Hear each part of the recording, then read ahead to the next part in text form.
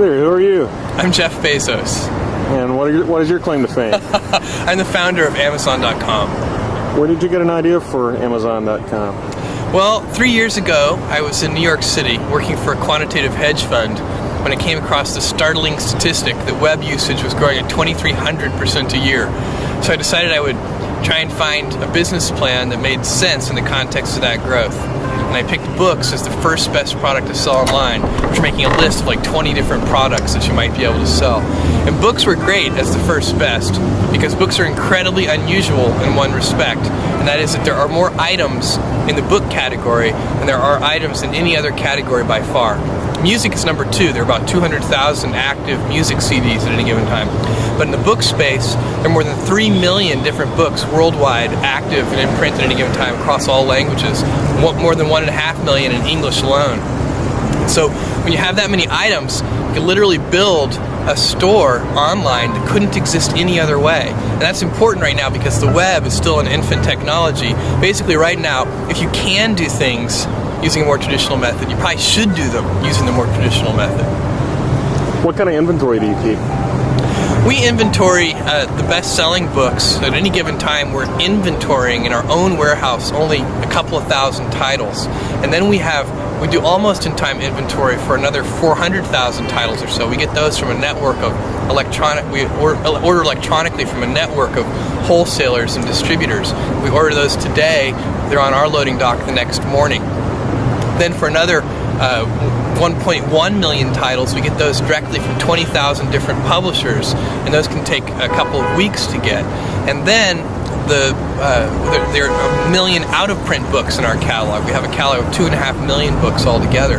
Those 1 million out-of-print books, some of them we can get and some of them we can't, but we find them if we can, and then we ship them to our customers. We do kind of a search on those.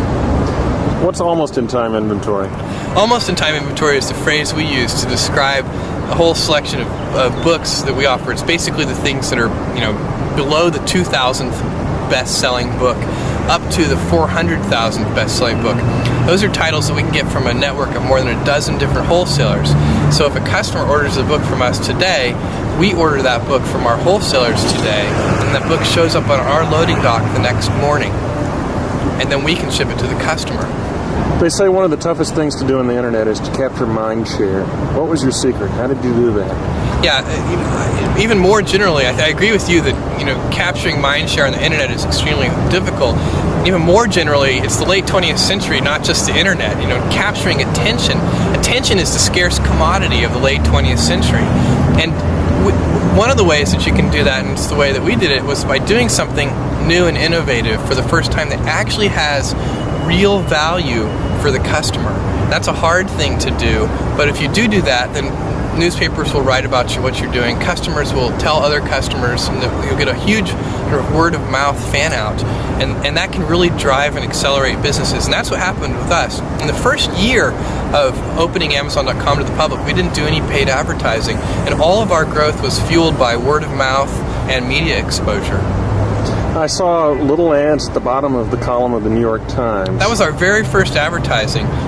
We don't do that anymore, but at the very beginning, we did little tiny ads at the bottom of the front page of the New York Times.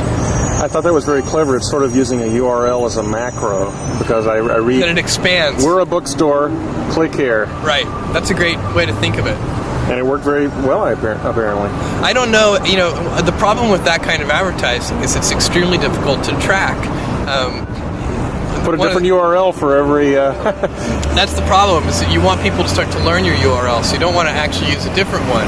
And it's very easy. One of the great things about online ads, we do advertising today in maybe 40 different, on different websites. We do banner ads. And that advertising is very easy to track in terms of knowing how effective it is.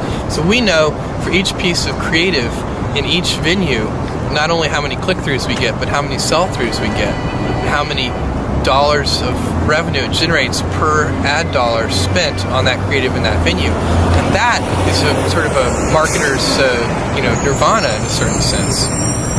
Well, it's an exciting place to be on the web right now. Oh, it absolutely is. I mean, it's just incredible. This is what's really incredible about this is that this is day one. This is the very beginning. This is the Kitty Hawk stage of electronic commerce.